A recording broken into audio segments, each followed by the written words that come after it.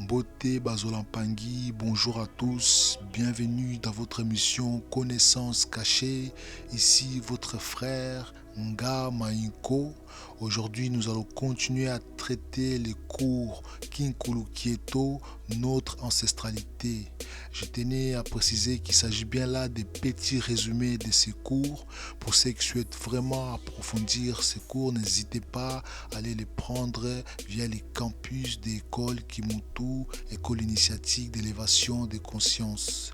Je tenais également pour ces fins d'année vous souhaiter une très bonne fête de l'incarnation des soleils noirs, que cette année 2025 soit une année de détermination, soit une année de Zola, de Bumuntu et de Kuseka. Matondo Bamingi, merci pour votre écoute. Selon la tradition Congo, après l'installation du Mwala Kanga, bâton Kanga au centre d'Ntoto, dans l'Nti 2, la formation des 5 dernières lignées incarnationnelles a commencé. Ces 5 Mvilankanga situés dans les 8 Souansi sous les Kanga se sont polarisés, divisant leur énergie en 2 champs chacun, donnant naissance à des champs énergétiques plus petits dans Kanga. Chaque Mvilankanga a assumé la responsabilité d'une paire de ces nouveaux champs énergétiques. Ces champs morphogénétiques étaient liés à des lignées incarnationnelles, l'Umvila Dianti, et à l'air double énergétique, l'Uvila Kanga, qui s'est manifesté physiquement sur Ntoto. Ces 5 champs énergétiques ont permis la construction des bantis, fréquences et des brins d'ADN nécessaires à l'évolution humaine.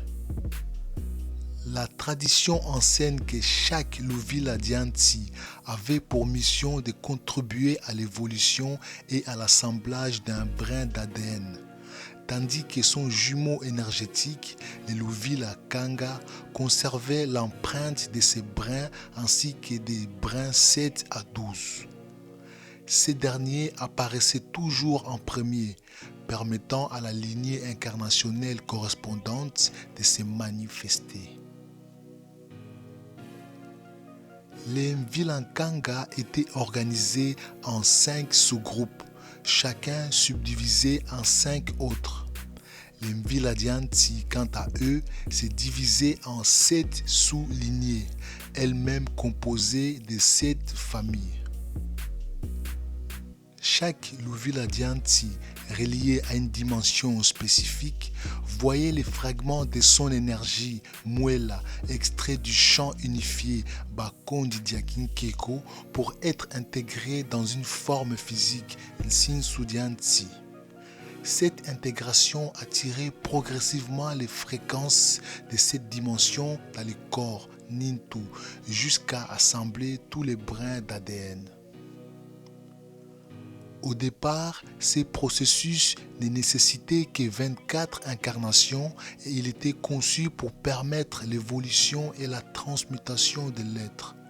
Le corps humain originel Nintu Diamuntu n'était pas destiné à mourir, mais à évoluer dans un cycle de transformation, Kunaka, sans réincarnation d'Isumu. À chaque incarnation, les fragments de Mwela étaient intégrés dans des formes physiques, Nsinsudianti, accumulant progressivement des modèles de fréquences d'abord basses puis élevées. Ces processus transformaient non seulement le corps, mais aussi l'ADN et la conscience Nkembo de l'être. Au fur et à mesure, des codes d'activation génétique provenant des Kanga étaient assimilés, facilitant l'assemblage complet des 12 brins d'ADN dans les corps. Cela aboutissait à une transformation profonde, permettant à l'être incarné de transmuter son corps en lumière, Kia, de traverser les Mwelo Kanga, porte énergétique, et de se manifester dans une version plus évoluée de lui-même. Les premières incarnations humaines remontent à environ 25 millions d'années. Les 5 Mvilankanga donnèrent naissance à 60 humains adultes, répartis en 12 lignées, 6 hommes et 6 femmes. Ces humains sont apparus simultanément dans différentes régions d'Entoto, représentant diverses lignées. Bwaki Yapete, peau brune, Bwaki, peau rouge, Mpembe, peau blanche, Tundu, peau jaune, Ndombi, peau noire. Chaque lignée avait pour rôle d'assembler un brin d'ADN particulier. Par exemple, les humains à peau brune, Bantu Mou, furent chargés d'assembler le deuxième brin.